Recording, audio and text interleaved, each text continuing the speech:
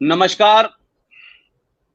आज मेरे साथ में देश के दो ऐसे महारथी हैं, जिस विषय और जिस क्षेत्र में ये दोनों काम कर रहे हैं, मैं समझता हूं कि सबसे ज्यादा डिफिकल्ट है। और न ही सिर्फ डिफिकल्ट है, बल्कि उसमें बहुत सारी जान को जोखिम भी है उसके साथ में। और मुझे बड़ी खुशी है इस बात की कि मेरी दावत पर आज ये दोनों महापुरुष मेरे साथ हैं। इनके पास जमीनी सच्चाइयां भी हैं, फिगर भी है, फैक्ट्स भी है, भावनात्मक इस विषय के साथ इनका जुड़ाव भी है।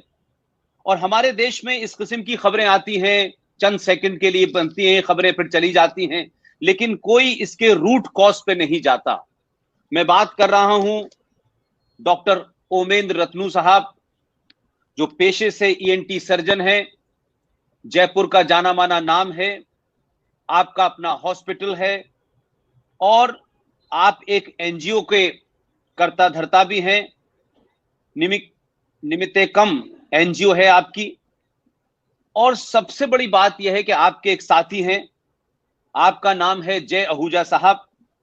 आप इस एनजीओ के अध्यक्ष हैं और आपकी खास बात यह है कि लोग सुना है कि 2014 के बाद से हिंदू हितों की बात होने लगी, लेकिन जय आहूजा साहब के बारे में जब मैंने जाना तो मुझे पता चला कि ये अपने कॉलेज के जमाने भी हिंदू हितों को लेकर के बहुत, जिसे कह सकते हैं कि एग्रेसिव थे, बहुत एक्टिव थे। आप दोनों मेरे पेज पर आए और मेरी आप दोनों से सिर्फ एक ही विनती है कि ये एक ऐसा विषय है जिसके बारे में आम भारतीयों को बहुत कुछ पता नहीं है और ना ही उसके पास कोई ऑथेंटिक जानकारी है, क्योंकि कुछ सोशल मीडिया के माध्यम से कोई क्लिप आ गई, कोई घटना घट गई, कोई कभी कभी भारत के टेलीविजनों में खबर बन गई, इतना ही भर है। और आप दोनों जो काम कर रहे हैं वो पाकिस्तान के अंदर, इस्लामिक रिपब्लिक ऑफ पाकिस्तान में, वहां जो हिंदू और सिख जो अल्पसंख्यक हैं उनके साथ, वहां संवैधानिक तौर पे, वहां पॉलिटिकली, सोशली और इसके साथ साथ तमाम दूसरे क्षेत्रों में जो उनके साथ एक तरीके से प्रताड़ना हो रही है, उनको सताया जा रहा है, उनको मारा जा रहा है, उनका अपहरण हो रहा है, उनकी लड़कियों का बलात्कार हो रहा है, जबरदस्ती उनको मजहब से धर्म से निकालकर मजहब में कन्वर्ट किया जा रहा है। और इसमें पाकिस्तान स्टेट के जितने भी इंस्टीट्यूशंस हैं, चाहे वो सुप्रीम कोर्ट तक हो, सबका एक ही रवैया है। अगर हम ये कहें कि सरकार जिहादी है, हाफिज सईद जिहादी है, लश्कर तैयबा जिहादी है, तो वहां की सुप्रीम कोर्ट और दूसरे इंस्टीट्यूशंस भी वहां इन दोनों अल्पसंख्यकों के साथ इस तरीके का बर्ताव करते हैं। लगता है कि 1400 साल पुराना पत्थरों से मारने वाली परंपरा पाकिस्तान में आज भी देखने को मिलती है। डॉक्टर रतनू साहब, जय आहूजा साहब, आपका फिर एक बार मेरे फेसबुक पेज पे, यूट्यूब पर और जो दीगर दूसरे सोर्सेज हैं उसमें आपका खैर मकदम करता हूं।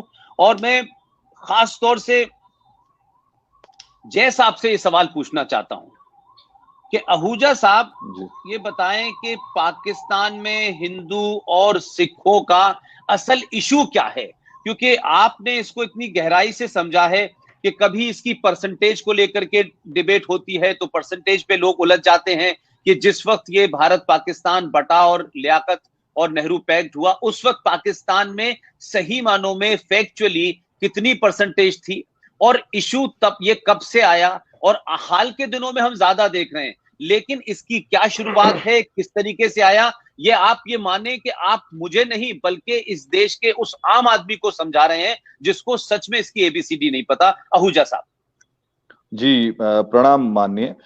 आपने इतने स्नेह से हमें यहाँ पे बुलाया और हमें अवसर दिया है बात कहने का, और इन निरीह लोगों की बात भारत के आम हिंदुओं तक पहुंचाने का, आपने आम नागरिकों तक पहुंचाने का अवसर दिया, धन्यवाद। पहला सेंसस जो पाकिस्तान का है 1951 का, उस समय पाकिस्तान के दो हिस्से थे, पूर्वी पाकिस्तान और पश्चिमी पाकिस्तान। पूर्वी पाकिस्तान जो आज के समय बांग्लादेश है, वहां पे हिंदू और बुद्धिस्ट की मिला के कुल आबादी थी लगभग 28%, जो अब 6% रह गई है, ऐसा बताया जाता है।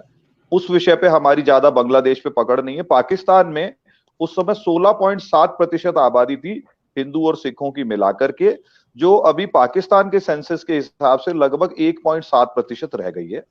ये इसमें उलझने या उलझाने का कोई कारण नहीं है, क्योंकि ये आधिकारिक डेटा है। तो बहुत सारे लोग, पाकिस्तान को समर्थन देने वाले लोग ऐसी बातें कहते हैं कि भाई तब पाकिस्तान एक ही था, बांग्लादेश में आबादी अधिक थी, ऐसा परसेंटेज नहीं है। तो ये झूठ है। ईस्ट पाकिस्तान, वेस्ट पाकिस्तान का सेग्रीगेटेड डेटा उपलब्ध है, तब भी था और आज बांग्लादेश बनने के बाद में आज भी मौजूद है। इसलिए इस पे कोई विवाद और चर्चा का कारण नहीं है। एक तो बात हो गई ये। दूसरा आपने विषय बताया, तो वहां का जो आईन है, वहां का जो संविधान है इस्लामिक रिपब्लिक पाकिस्तान का, वो ये कहता है कि कोई भी कानून मान्य है देश में, लेकिन यदि उसका शरिया के साथ में कोई कन्फ्लिक्ट है तो शरिया सर्वमान्य होगा, उस कानून की कोई वैधता नहीं होगी। तो इस प्रकार से क्या होता है कि जब एक बच्ची जो 9 साल, 10 साल, 11 साल की है, जिसके लिए कहते हैं हम साधारण भाषा में प्यूबिटी, या बच्ची उस समय से वयस्कता की ओर कदम बढ़ाने लगती है, तो उस समय में बच्ची को उठा लिया जाता है। जबकि पाकिस्तान में बच्चियों की शादी की आयु कानूनन रूप से 18 वर्ष है, लेकिन वो काफिर बच्चियों पे लागू नहीं होती है, और उनको गन पॉइंट पे उठा करके अपने माँ बाप के हाथ में से छीन करके उन बच्चियों का उसी दिन धर्म परिवर्तन करा दिया जाता है। धर्म परिवर्तन होते ही उस बच्ची के काफिर माता पिता से उसका संबंध स्वतः समाप्त हो जाता है शरिया के कारण। Because once you are a Muslim you are always a Muslim. अब आप वापस नहीं जा सकते अपने काफिर माता पिता संबंधियों के पास में। तो बेसिकली इस्लामिक रिपब्लिक पाकिस्तान की जो आइडियोलॉजी है, जो उनका जन्म है हिंदुओं से घृणा के आधार पे, वो घृणा 70 साल में 1000 गुना बढ़ गई है, घटी नहीं है। और उसका सीधा सीधा सबसे आसान शिकार वहां उपलब्ध काफिर है, वहां उपलब्ध सिख है, वहां उपलब्ध हिंदू है, वहां ईसाइयों के साथ में भी बड़ी ज्यादतियां होती हैं। हम लोग ईसाई समाज के साथ में भी प्रयास कर रहे हैं कि उनकी भी कुछ सहायता कर पाए, क्योंकि गंभीर मानवीय विषय है। और एक सनातनी होने के नाते मैं अपने मानवीय पक्ष को कभी छोड़ नहीं सकता। इसलिए किसी की भी बच्ची इस कारण से उठती है जब, तो मुझे रात को नींद नहीं आती, क्योंकि वो विधर्मी है, वो उनके मजहब की नहीं है, इसलिए उसको उठा लिया जाता है, इसलिए उसको कन्वर्ट कर दिया जाता है। माँ बाप बिलखते रहते हैं, कोर्ट थाने कचहरियों के चक्कर लगाते रहते हैं, पुलिस के चक्कर लगाते रहते हैं, और एक परिवार जीते जी खत्म हो जाता है। कोई जिहादी, मैं हमेशा कहता हूं, कोई जिहादी आए और हमें गोली मार दे तो हम एक बार मरेंगे। कोई जिहादी आए और मैं एक बच्ची का पिता हूं, मेरी बच्ची को उठा के ले जाए तो मुझे हर दिन 1000 बार मरना पड़ेगा। मेरा जीवन मृत्यु से भी जो है बहुत ज्यादा बुरा हो जाएगा, और मेरे लिए मेरा जीवन मतलब रहेगा ही नहीं। मतलब एक पिता अपनी बच्ची की रक्षा नहीं कर पाएगा, इससे ज्यादा किसी पिता के लिए मतलब बुरा समय क्या हो सकता है, इससे ज्यादा अपमानजनक और इससे ज्यादा वेदनापूर्ण किसी पिता के लिए क्या हो सकता है। इसलिए मेरी सब माता पिताओं से, उन परिवारों से बहुत ज्यादा सहानुभूति है। और मैं, मेरे पीछे फोटो लगी हुई है मेरे दादाजी की, मैं मेरे दादाजी को हमेशा प्रणाम करता हूं, वंदन करता हूं। यदि उन्होंने 1947 में माइग्रेशन का निर्णय नहीं लिया होता तो शायद मैं भी वहां पैदा होता और मैं भी वहां सड़ रहा होता, और मुझे भी रोज चिंता रहती कि मेरी बच्ची घर शाम को लौटेगी कि नहीं लौटेगी स्कूल से पढ़ के, और मेरे बच्चे को कभी फोर्सफुली कन्वर्ट तो नहीं कर दिया जाएगा, मेरी बच्ची को उठा तो नहीं लिया जाएगा। इसलिए इस वेदनापूर्ण विषय में मैं 2010 से लगा हुआ हूं, जब से मुझे इसके बारे में पता चला, और तब से आज तक मैंने कभी चैन की नींद सोई नहीं है। और जितने लोगों को हम निकाल पाए, हम आज तक लगातार प्रयास कर रहे हैं। धन्यवाद। डॉक्टर रत्नू, मैं तो आपको, जय भाई से तो आज मुलाकात हुई है, आपको तो मैं बहुत समय से सुन रहा हूं, और ताज्जुब की बात यह है कि मेरे और आपके बीच का जो तारुफ की कड़ी है वो अमेरिका से जीडी बख्शी ने मुझसे कहा कि तुमको इनको मिलना है और ये बहुत बड़ा काम कर रहे हैं। तो मुझे पता चला कि उसके अलावा आप हलाल इकोनॉमी पे भी आप काफी कुछ काम कर रहे हैं, लेकिन ये जो काम है ये मैं समझता हूं कि राजस्थान में और खासतौर से एक प्रोफेशनल डॉक्टर को एक ऐसा विषय, जो मैं तो ये मानता हूं कि डॉक्टर की मानवीय संवेदनाएं बहुत होती हैं और वो डॉक्टर शायद तभी होता है, लेकिन पाकिस्तान का विषय खासतौर से, और वो भी एक बॉर्डर स्टेट में जिसमें बहुत सारे हम ये मानते हैं कि सारे स्लीपर सेल्स वगैरह बड़े एक्टिव रहते हैं। ऐसे में जब हिंदू और सिखों की प्रताड़ना की जो खबरें आती हैं, तो उन खबरों के साथ साथ आपका लंबा जुड़ाव, लेकिन ये जो हिंदू और सिखों का जो प्रोसिक्यूशन का जो तरीका है, इसका लेवल क्या है? इसका धन्यवाद पुष्पेंद्र जी, आपके साथ सत्संग करने का सौभाग्य मिल रहा है, ये मेरे लिए एक बहुत हर्ष का विषय है। आपसे हमेशा कुछ सीखने को मिलता है। तो ये विषय इतना घिनौना है और कोई शब्द नहीं है मेरे पास इसको डिस्क्राइब करने के लिए। जो जय ने आपको भूमिका बताई है उसमें वो कोई कपोल कल्पनाएं नहीं है हमारी। हाँ, मई 2019 के अंदर यूरोपियन यूनियन पार्लियामेंट ने बाकायदा अपने पार्लियामेंट से एक रिपोर्ट जारी की है जिसके अनुसार 3 हिंदू सिख क्रिश्चियन बच्चियां प्रतिदिन उठ रही हैं। यानी हम इन बच्चियों के श्राप से कैसे बचेंगे मुझे समझ में नहीं आता है। मुझे लोग कहते हैं यार उमेंद्र जी, जय जी आप इतना बड़ा काम कर रहे हो। मैं कहता हूं भैया तुम वो कहते हैं ना एक उर्दू में कि तुम शहर मोहब्बत कहते हो, हम जान बचाकर आए हैं। ये बच्चियां उठ रही हैं 3 इस 21st सेंचुरी में 24/7 टेलीविजन के युग में। हम थीम पार्टियां कर रहे हैं, हम यहाँ पर बॉलीवुड और क्रिकेट में सट्टे लगा रहे हैं। तो उस इशू को आगे बढ़ाते हुए कि इकोनॉमिक स्ट्रैंगुलेशन हिंदुओं सरदारों का बहुत जबरदस्त होता है वहां पर। यानी जो भी पाकिस्तान से हिंदू आता है वो हमें बताता है कि उसे वहां पर डुअल आइडेंटिटी के साथ रहना पड़ता है। वो अगर मुस्लिम नाम के साथ में समाज में जाएगा तो जैसे अजायब घर में कोई व्यक्ति किसी को देखने आता है वैसे लोग घेर लेंगे उसको, अरे यार देखो हिंदू ऐसा होता है, देखो हिंदू ऐसा होता है। तो वो बेचारा अपना नाम विनोद नाम है तो फिर वो सलीम नाम से अपना बिजनेस करेगा या वो अपना उठना बैठना करेगा। जो 50-60 लाख हिंदू वहां पर रह रहे हैं उनमें लगभग 10 लाख हिंदू बहुत धनी हिंदू हैं जिनके पास बहुत धन है, वो दाल चीनी वगैरह का व्यापार करते हैं। उनके पास जमीन है क्योंकि पाकिस्तान में जमींदारी सिस्टम कभी खत्म नहीं हुआ। तो जो बड़े रजवाड़े हैं, राजपूत चारण, बड़े ठाकुर जो उनके पास जमीनें हैं, बहुत हजारों एकड़ जमीनें हैं, लेकिन उनकी हर माह की फिरौती बंधी हुई है। अगर उनको जीवित रहना है, अगर उनकी बच्ची को सुरक्षित रखना है तो उन्हें पैसा देना पड़ेगा। तो अब एक समाज जहां पर आपका हिंदू होना ही आपके लिए एक बर्डन है इस कॉम्पिटिटिव वर्ल्ड के अंदर। इतना जब ये वर्ल्ड कॉम्पिटिटिव है, हमें अपनी रोजी रोटी के लिए हमें स्ट्रगल करना पड़ता है, हम संपन्नता के लिए हमें स्ट्रगल करना पड़ता है, फिर संपन्न के भी अलग अलग तल होते हैं। यहां तो एक हिंदू होना ही अपने आप में एक श्राप है। वो सबसे पहले तो वहीं बैकवर्ड हो गया वो। उसके बाद उसकी बच्ची का उठना, उसकी गर्दन कटने का कभी भी डर, और फाइनली ब्लास्फेमी लॉ जिसमें कि यदि किसी के साथ कोई बिजनेस का कोई कॉन्फ्लिक्ट आता है किसी लोकल मुसलमान के साथ किसी हिंदू का, तो वो सीधा सीधा वहां लगा देगा इसने तो कुरान की बेइज्जती करी है, इसने तो हमारे नबी की बेइज्जती करी है।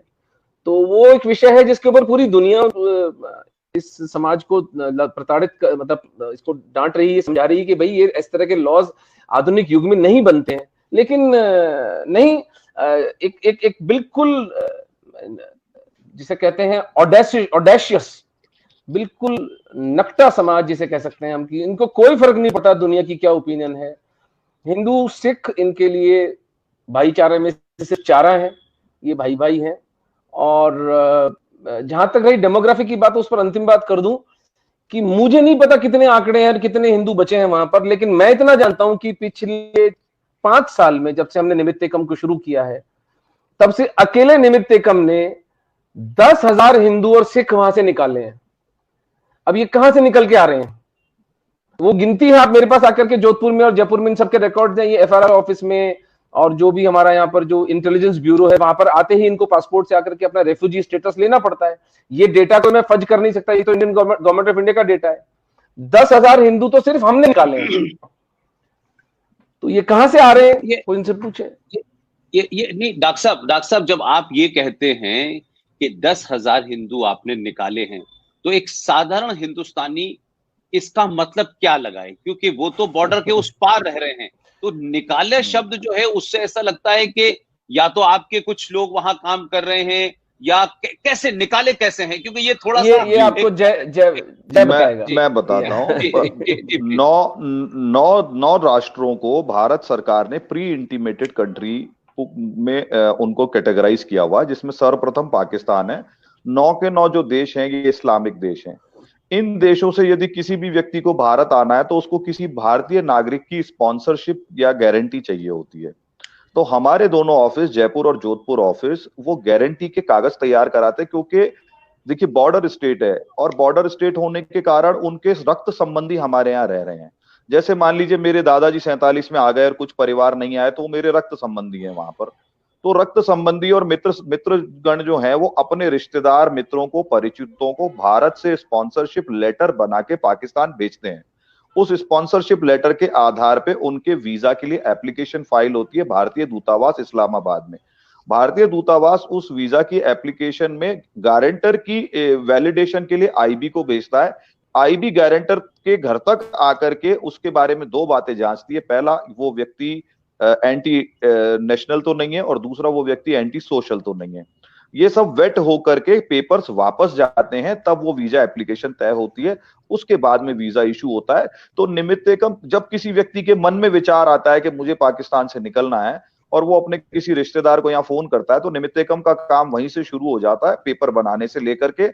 और जब वो लोग जोधपुर में ट्रेन से आते हैं या फिर अटारी क्रॉस करके आते हैं, तो उनका लोकल सीआईडी में रजिस्ट्रेशन कराना, उनके पेपर सरेंडर कराना, उनकी असाइलम की एप्लीकेशन तैयार करा के लगवाना, उनके एफिडेविट्स लगवाना, और भारत सरकार को उनकी असाइलम के लिए एप्लीकेशन ड्यू कोर्स में प्रोसेस करा के भेजना और उनको यहाँ पे रेजिडेंट वीजा दिलवाना।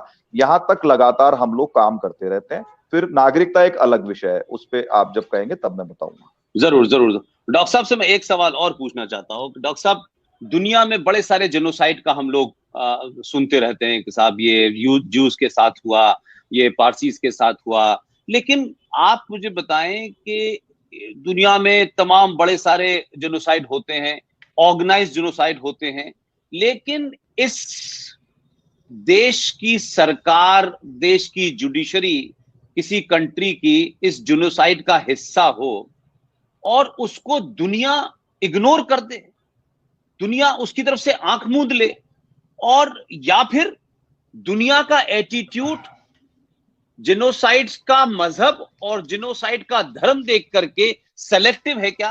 व्हाट यू वांट टू से ऑन दिस? दो चीजें, दैट हमारी खुद की लीडरशिप, कांग्रेस की कमीनगी, क्योंकि 47 में ये जो पार्टीशन हुआ था, ये बेचारे इन हिंदुओं सरदारों से पूछकर हुआ था। इनके लिए क्या मैकेनिज्म बनाया गया था? अगर नेहरू लियाकत पैक्ट हुआ था तो उसका क्या फॉलोअप हुआ था? क्यों इन हिंदू सिखों को मरने के लिए छोड़ दिया गया? कोई संवेदना नहीं हमारे हृदय में कि इनकी बच्चियां उठ रही हैं, इनकी गर्दनें कट रही हैं, इनकी प्रॉपर्टियां इन्हें छीनी जा रही हैं। और ये इसमें हमारा हिंदू लीडरशिप, तथाकथित जो हिंदू लीडरशिप है, हमारा संत समाज, हमारा सब समाज, हमारे इंटेलिजेंशिया, सब कर क्या रहे हैं? 3 बच्चियां प्रतिदिन उठ रही हैं, इसकी रिपोर्ट यूरोपियन यूनियन बनाकर देता है। हमारी संवेदनाओं को हुआ क्या है? हम इतने निर्दयी कैसे हो सकते हैं? ये तो एक तो हमारा फेलियर है, राइट? एक मैं आपको एक बड़ा खतरनाक इसका पहलू बताता हूं, जो काफी मेहनत करके रिसर्च कर, मैं पहले भी आपके साथ वो साझा कर चुका हूं।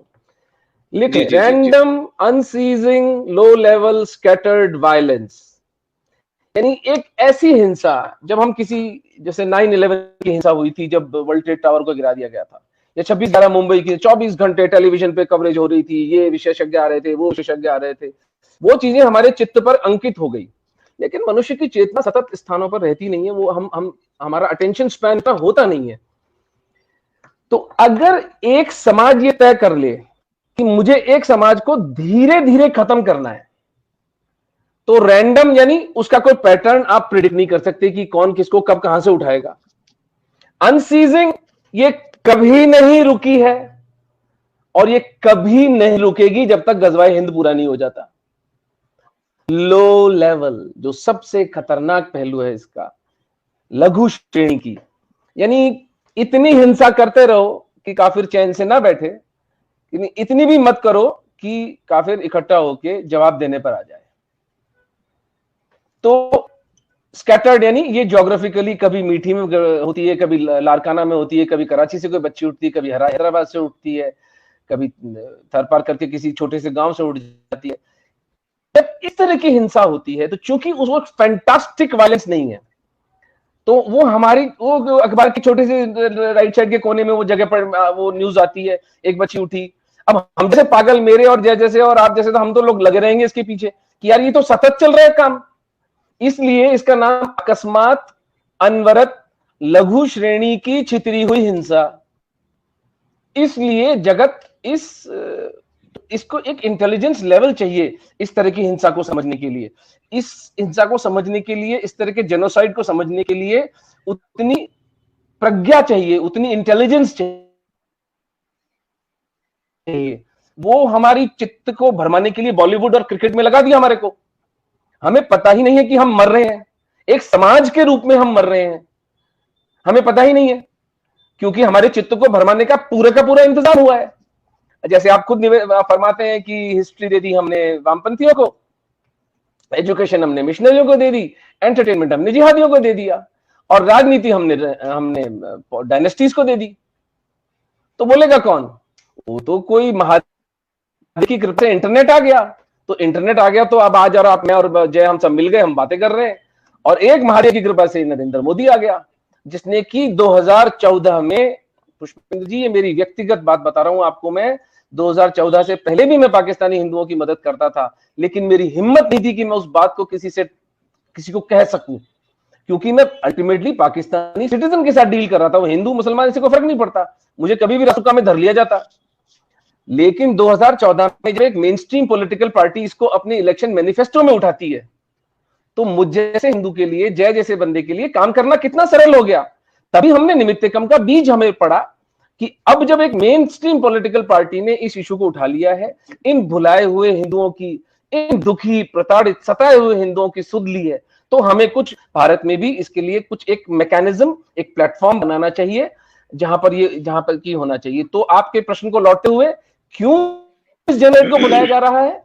क्योंकि ये एक बहुत गहरी चालबाजी के तहत किया जा रहा है, जिसको कि जेनोसाइड, अगर हम उसको नंबर्स वाइज देखें, अगर यूनो की डेफिनेशन में फिट करना चाहें तो फिट होता है, लेकिन चूंकि वो फैंटास्टिक नहीं है, क्योंकि वो कोई बमबारी नहीं हो रही है, बहुत कोई शोबज नहीं हो रहा है, कोई बहुत ज्यादा शोर नहीं हो रहा है, और एक जो बहुत घातक इसके अंदर, जो खास तौर से, विशेष तौर से पाकिस्तानी हिंदुओं के लिए लागू होती है बात, सब बच्चियां ही क्यों उठती हैं?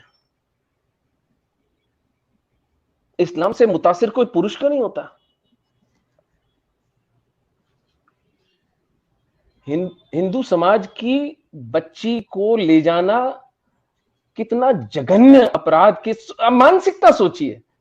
कहां से एक devilish, evil, while and hideous mind ये सब सोच के आया है कि हिंदू समाज की न सिर्फ एक संख्या कम होगी, बल्कि एक कोख भी हमने उनसे छीन ली, ताकि इनके नंबर ही कम होते चले जाएं। और जिस तरह से आपको अगर पता होगा कि पाकिस्तान में एक समाज हुआ करता था, कुछ कहते हैं हिंदू, कुछ कहते हैं उनको कबायली, कुछ ट्राइबल्स, कलश समाज, उसके कुछ 500-700 लोग बचे हैं। और अगर इसको जिहाद को ग्लोबल स्केल पे देखा जाए, यजीदियों के साथ क्या हुआ, कुर्दों के साथ अब क्या हो रहा है, तो ये टिड्डी दल है जो अपने आक्रमण पे निकला हुआ है। देखते हैं विश्व की आंख कब खुलती है।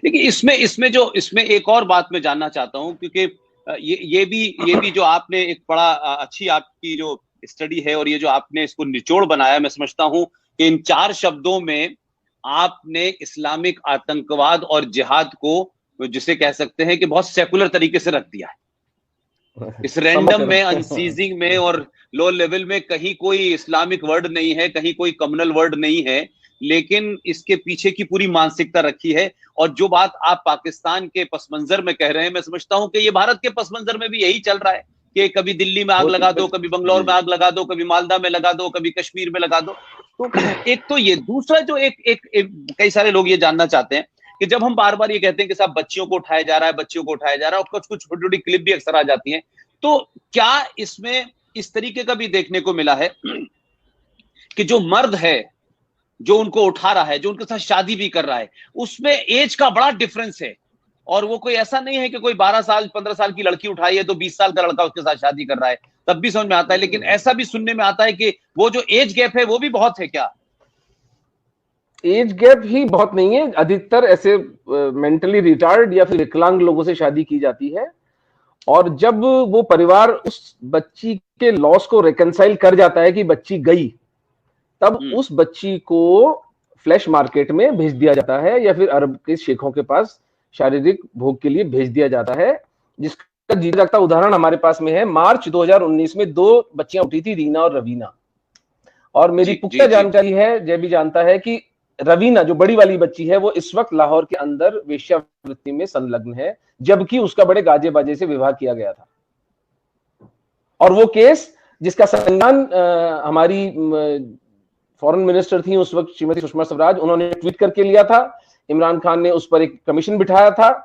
उस कमीशन में अथर मिनुल्लाह करके एक जज थे इस्लामाबाद हाई कोर्ट के, उन्होंने मेडिकल रिपोर्ट, एक वो फर्जी मेडिकल रिपोर्ट कि सभी 18 से बड़ी हैं, जबकि वो बच्चियों की उम्र 13 और 15, वो माँ बाप बिलखते रह गए और वो बच्चियां चली गई और एक बच्ची उनमें से फ्लैश ट्रेड में चली गई है।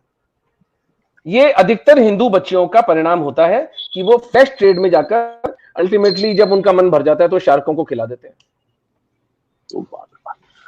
मेरा अब, क्योंकि आपने जो पूरा वहां क्या हो रहा है, किस तरीके का प्रोसिक्यूशन हो रहा है, किस तरीके से आप लोग उनको लाके यहाँ बचा रहे हैं, लेकिन अब मैं जरा दूसरे स्टेज पे जाना चाहता हूं। इस पूरे इशू को पाकिस्तान में किस तरीके से हिंदू माइनॉरिटीज के साथ में क्या हो रहा है, ये खबरें तो चलती रहती थी, लेकिन कभी भी मैंने देखा कि पॉलिटिकल पार्टीज के लेवल पे, सरकार के लेवल पे ये कभी इशू नहीं बना। ये हाल के दिनों में जब इस वक्त की मौजूदा सरकार ने एक बिल लाए और फिर वो बाद में संसद में बहस के बाद कानून बन गया, ये जो CAA है, खासतौर से मैं आहूजा साहब से चाहता हूं कि इस पे वो अपनी रोशनी डालें कि ये जो CAA है इसको लेकर के बहुत बवाल हुआ और तरह तरह की डेफिनेशन हुई और बड़े बड़े दानिश्वर वकीलों ने पार्लियामेंट में खड़े होकर के अलग अलग व्याख्या की और अलग तरीके से हुआ। और इस देश के मुसलमानों ने इसको इस तरीके से प्रेजेंट किया जैसे ये कोई भारत के मुसलमानों के खिलाफ है और उनको यहां से निकाल दिया जाएगा, उनसे कागज मांगे जाएंगे वगैरह वगैरह। लेकिन क्योंकि इसी से सीधा आपके मुद्दे से जुड़ा हुआ ही CAA है, किसी और मुद्दे से नहीं है, तो अगर मैं आपसे कहूं कि एक बिल्कुल लेमैन को, जो आम आदमी है जिसको बहुत टेक्निकलिटीज नहीं पता है, इस CAA को आप बहुत सिंपल भाषा में एक आम आदमी के तर्क को मजबूत करें, ताकि जब शाहीन बाग पे दोबारा से लोग बैठे तो वो आम आदमी भी तर्कों के साथ, लॉजिक के साथ, रीजन के साथ उनको काउंटर कर सके। ये मैं आपसे चाहता हूं आहूजा साहब। जी धन्यवाद। सबसे पहले तो देखिए, इसकी जो नींव रखी गई थी वो 1950 में नेहरू लियाकत पैक्ट में रखी गई थी।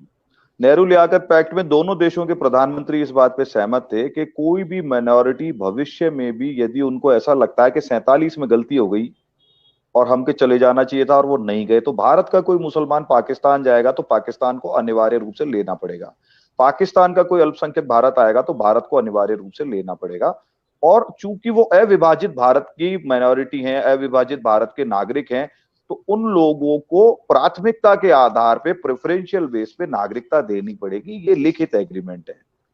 इसके फॉलोअप में आचार्य JB कृपलानी के लगातार दबाव बनाने के बाद में पंडित जवाहरलाल नेहरू जी ने 1953 में एक पार्लियामेंट्री बोर्ड बनाया और कहा भाई अब ये बिल बना देते हैं और ये एक्ट लागू कर देते हैं जिससे ये विवाद खत्म हो जाए। 55 में वो एक्ट आ गया जिसको 1955 का नागरिकता बिल का या नागरिकता एक्ट कहा जाता है। तो उसमें जो है पाकिस्तान के और अफगानिस्तान के माइनॉरिटीज के लिए सेक्शन 51A में विशेष प्रावधान था कि साधारण फॉरेनर को पूरी दुनिया में कोई कहीं पे भी किसी भी जाति का, धर्म का, हिंदू, मुस्लिम, सिख, ईसाई या और भी कोई बुद्धिस्ट या कुछ भी, तो मतलब वो भारत आएंगे, वो 12 वर्ष रहेंगे और उनको नागरिकता मिलेगी, ऐसा प्रावधान किया गया। लेकिन अविभाजित भारत के नागरिकों को जो अल्पसंख्यक हैं पाकिस्तान, अफगानिस्तान के, यदि वो भारत में आएंगे तो भारत अनिवार्य रूप से शरण देगा और उनको नागरिकता 7 वर्षों में दी जाएगी। इस 7 वर्ष के प्रावधान में माननीय हम लोग 2000 से अधिक पाकिस्तानी हिंदुओं की नागरिकता करवा चुके हैं, पहले ही करवा चुके। CAA अभी लागू नहीं हुआ है, उसके रूल्स रेगुलेशंस बन चुके हैं, किसी भी मूवमेंट महीने 2 महीने में लागू होने की तैयारी है। लेकिन हम पुराने एक्ट के प्राथमिकताओं के आधार पे ये काम कर चुके। दूसरी बात आई कि इसमें मुसलमानों का शब्द क्यों नहीं जोड़ा गया। तो मोदी जी की सरकार ने, वर्तमान सरकार ने बेनिफिशरीज चेंज नहीं किए हैं। जो लाभार्थी 1955 के एक्ट में थे वही लाभार्थी CAA के हैं। एक भी नाम किसी जाति या धर्म या समाज का ना घटाया गया है ना जोड़ा गया है। तीसरी बात, मेरा ये तर्क है कि हमारी बच्चियां उठ रही हैं वहां पे, तो आप ये कह रहे हैं कि जो हमारी बच्चियां उठ रही हैं उनको उठाने वाले लोगों को भी उतनी ही प्राथमिकता पे नागरिकता दी जाए जिनकी बच्चियां उठी हैं, और उस प्रताड़ित व्यक्ति को और प्रताड़ना देने वाले को, दोनों को भारत की नागरिकता समान प्राथमिकता पे दी जाए। तो ये कैसा तर्क है? ये मतलब सोचने समझने वाली बात है। विरोध करने वालों को शर्म नहीं आती। शिकार और शिकारी को एक ही पिंजरे में डाल दो। हाँ, एक डिबेट में माननीय अभिषेक मनु सिंघवी जी और मैं थे, CNN न्यूज 18 की डिबेट थी, उसमें अभिषेक मनु सिंघवी जी सुप्रीम कोर्ट के लॉयर है, उन्होंने इतना बड़ा झूठ बोला कि सेक्शन 51 इंडिजीनियस लोगों को नागरिकता देने की वकालत करता है, न कि सिर्फ माइनॉरिटी ऑफ पाकिस्तान की वकालत करता है। तो मैंने कहा साहब, आप इतने 40-50 साल 60 साल आप रिजीम में रहिए, आपकी पार्टी, आप एक केस मुझे बताइए कि आपने पाकिस्तान या अफगानिस्तान या बांग्लादेश के किसी मुसलमान भाई को भारत की नागरिकता उस प्रावधान में दियो जो इनको अलग से प्राथमिकता देता है संवैधानिक रूप से। और यदि आपके पास एक भी केस नहीं है तो आप टीवी पे आके झूठ मत बोलिए। हमारे पास हजारों केस है कि हमने उस प्राथमिकता के आधार पे पाकिस्तान के माइनॉरिटीज को भारत की नागरिकता दिलाई है और वो सिर्फ उन्हीं पे लागू है। मैंने साहब पाकिस्तान से आए हुए मुसलमान बच्चों की भी मदद की है, जो भारत में आए किसी कारण से शादी करके या रिश्तेदारी के नाते, उनको 12 वर्ष वाली नागरिकता में मैंने मानवीय आधार पे पर वो आते 12 वर्ष की कैटेगरी में पहले से, आज से नहीं आ रहे हैं। लंदन का आदमी भी 12 वर्ष की कैटेगरी में आएगा, कोई अमेरिकन है वो भी 12 वर्ष की कैटेगरी में आएगा, पूरी धरती का व्यक्ति सेक्शन 61A के अंदर कवर होता है। तो ये बहुत बड़ा झूठ है और कोई कैटेगराइजेशन चेंज नहीं किया। ये माइनॉरिटी ऑफ पाकिस्तान और अफगानिस्तान का प्रावधान कांग्रेस के जवाहरलाल नेहरू जी की सरकार ने किया था, वो अभी भी चला आ रहा है। 7 वर्ष को 5 वर्ष किया गया। एक तो ये अंतर आया है, और दूसरा सबसे बड़ा अंतर यह आया है साहब कि ये लाभ लेने के लिए व्यक्ति का या उसके माता पिता का जन्म पार्टीशन से पहले होना चाहिए। वो राइडर मोदी जी ने नई उम्र के बच्चों को 12 वर्ष पीड़ा नहीं भोगनी पड़े इसलिए हटा दिया है। अब 5 वर्ष में सभी को नागरिकता मिल जाएगी, जो माइनॉरिटी ऑफ पाकिस्तान, अफगानिस्तान और बांग्लादेश है। ये मैं कुछ कहना चाहूंगा। हाँ, प्लीज। सीएए का जो विरोध है वो मेरे लिए व्यक्तिगत रूप से एक मेरी चेतना को हिलाने वाला रहा। मैंने कल्पना नहीं की थी कि खुद स्वयं हिंदू और सरदार इस करुणापूर्ण एक्ट का, इस बेहूदे और वहशत से इसका विरोध करेंगे। और अतर्क क्या, कोई अतर्क नहीं। मैंने गोबेल्स को पढ़ा है, आपने भी पढ़ा होगा कि अ लाई told 100 times becomes the truth। तो हमने सुना ही था साहब, हमने गोबेल्स को जिंदा होते देख लिया 21वीं शताब्दी में भारत के अंदर। मैं और जय आर्टिकल्स लिख के हमारे हाथों में छाले पड़ गए, लेकिन मजाल है साहब दुनिया या ये इस देश के वामपंथी या जिहादी सुन लें। दुर्भाग्य देखें कि 8 सिटी काउंसिल्स ऑफ अमेरिका ने सीएए के विरोध में रेजोल्यूशंस पास किए हैं, बिना ये जाने, बिना ये समझे कि ये कानून कितने सताए हुए, कितने दुखी और प्रताड़ित लोगों की सहायता करता है। और हमारे जो दूतावास हैं विदेशों में वो झक मार रहे हैं। जो संसद से, लोकसभा से, राज्यसभा से पास हुआ कानून है, उसकी प्रतिरक्षा करने में ये सारे के सारे इंडियन हाई कमीशंस बैठे बैठे तमाशा देख रहे हैं। मैं आपकी बात से मुझे लगता है कि थोड़ा सा इसका जो बातचीत का दायरा है उसमें मेरा अपना एक सवाल है।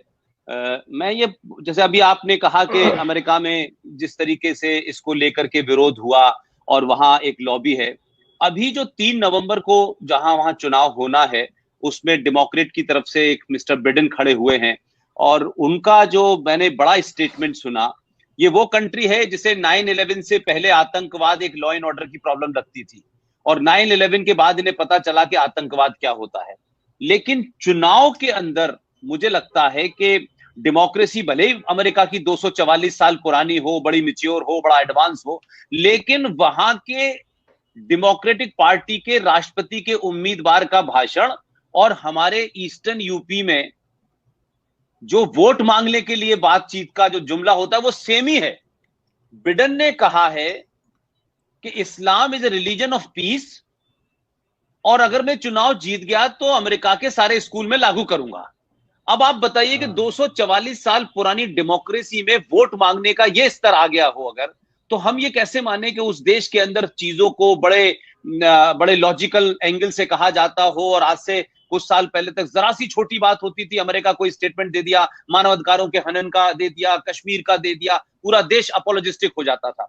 लेकिन मेरा सवाल दूसरा है कि ये मेरा सजेशन भी है, सवाल भी है, आप जैसे इसको लें कि अगर भारत और पाकिस्तान के बीच में ये माइनॉरिटी का झगड़ा है और यहाँ हिंदुस्तान में माइनॉरिटी है और मुसलमान है खासतौर से, और भारत पाकिस्तान के अंदर सिख है, बौद्ध है, पारसी है और हिंदू है। एक बार मैं समझता हूं दोनों लोग अपने अपने देश में ये अनाउंस कर दें, भारत के प्रधानमंत्री अनाउंस कर दें और वहां के इमरान खान जो भी है वो प्रधानमंत्री हैं या किसी के बैसाखी पे खड़े हैं, ये कह दें कि भारत में भी मैंने देखा कि यहाँ दिल्ली स्टेट का जो माइनॉरिटी कमीशन का चेयरमैन था प्रोफेसर जफरुल इस्लाम, और मैं उसको आधुनिक समय का शाह वलीउल्लाह मांगता हूं कि शाह वलीउल्लाह ने भी एक चिट्ठी लिखी थी अहमद शाह अब्दाली को कि भारत में इस्लाम फतने में, यहाँ वही चिट्ठी आज जफरुल्लाह ने आज इस्लामिक देशों को लिखी। और इस देश का एक बड़ा मुनाफिक मेरे इदारे का, तालीमी इदारे का वो वाइस चांसलर रहा, फिर माइनॉरिटी कमीशन का चेयरमैन रहा, फिर ईरान में एम्बेसडर रहा, फिर भारत का उपराष्ट्रपति रहा, और उपराष्ट्रपति पद पे 2 बार रहने के बाद जब वो उतरा तो उसने कहा कि भारत में मुसलमान सुरक्षित नहीं है। मेरा मेरा मेरा विनम्र निवेदन है, ये बात मैं आप लोगों के माध्यम से भी कहना चाहता हूं कि भारत में ये अनाउंस हो जाए कि जो माइनॉरिटी यहां सुरक्षित नहीं है, अगर उन्हें सुरक्षित पाकिस्तान लगता है या बांग्लादेश लगता है, वो जा सकते हैं, जाने की टिकट भी भारत सरकार देगी। और वैसा ही अनाउंसमेंट बांग्लादेश में और पाकिस्तान में कह दें कि जिन माइनॉरिटीज को पाकिस्तान असुरक्षित लगता है वो चले जाए। अगर एक भी मुसलमान चला जाए यहां से जो बार बार कहता है असुरक्षित है, तो हमारा सेकुलरिज्म साबित हो जाएगा, और वहां से माइनॉरिटी अगर आ गया कोई तो उनका झूठा सेकुलरिज्म और इस्लाम साबित हो जाएगा।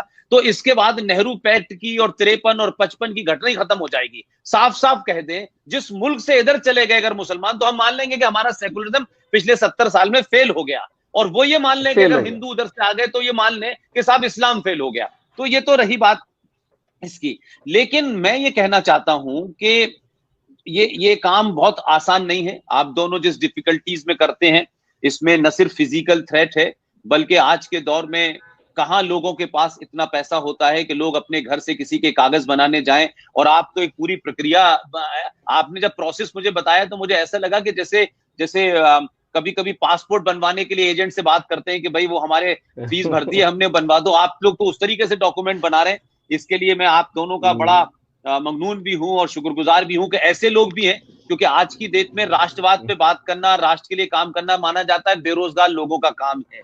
और मैं ये शुरू से कहता रहा हूं कि अगर पढ़ा लिखा आदमी, इंटेलेक्चुअल आदमी, इस्टेब्लिश आदमी अगर इस राष्ट्र की समस्याओं की तरफ ध्यान देगा तो बड़े स्ट्रांगली देगा, लॉजिक पे देगा, रीजन पे देगा। तो मैं अब ये जानना चाहता हूं कि जो भी कुछ आप फंड कलेक्ट करते होंगे, कुछ लोग अपनी मर्जी से दे जाते होंगे, कुछ आप अपनी कमाई में से पैसा डालते होंगे, लेकिन एक लंबा समय हो गया आपको इसको लड़ते हुए, तो जो आपकी एनजीओ है जिसका नाम निमित्त कम आपने बताया मुझे, क्या आप इस एनजीओ को में जितने सताए हुए जो लोग यहां आते हैं, आप उनका एक तो डॉक्यूमेंटेशन करते हैं, फिर क्या आपकी ये एनजीओ जो है उनको जीवन जीने के लिए, बेसिक नीड्स पूरी करने के लिए, शुरू में कहां रहेंगे, क्या खाएंगे, इसका भी कोई इंतजाम करती है क्या?